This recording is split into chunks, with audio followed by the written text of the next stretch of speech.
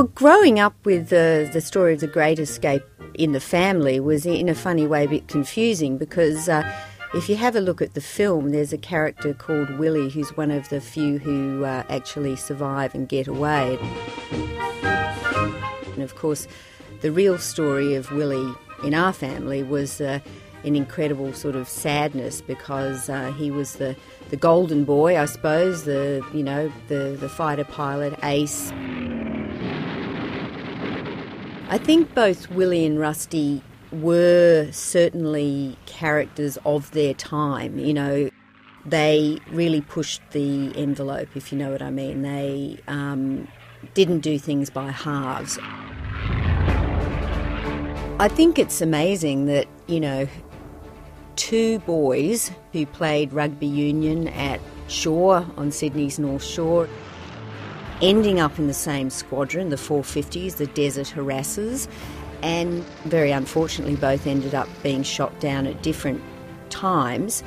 When Rusty arrived at Stalag Luft 3, Willie was already there, and we know from Rusty's letters that Willie immediately managed to get him into the same hut, and they really trusted each other. And working in the tunnel underground, Willie was the chief carpenter. They worked in those tiny little alcoves. You really needed to, trust each other. I think what surprised me most about the exploration of the story was to discover that there wasn't just one parallel, this incredible, coincidence of fates that brought Rusty and Willie together, that prior to the war there was another friendship. Willie was a surf lifesaver and a surfer. He had a very, very good friend, Hans Wick. He was a German immigrant, and he was the Australian longboard champion at the time. And they used to train together.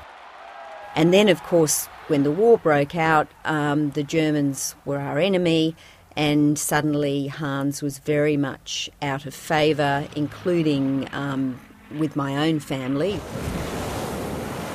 Certainly my family always told the story that Hans had told Willie that the Germans, that Hitler would come and sort Australia out, and that was one of the really primary motivation for Willie signing up, that he took great exception to that comment.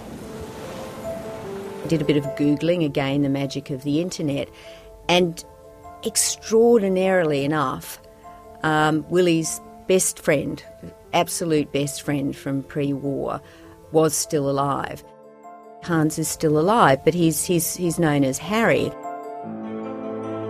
I was actually really quite nervous about approaching him. I only knew my family side of the story, of course. I was actually quite nervous.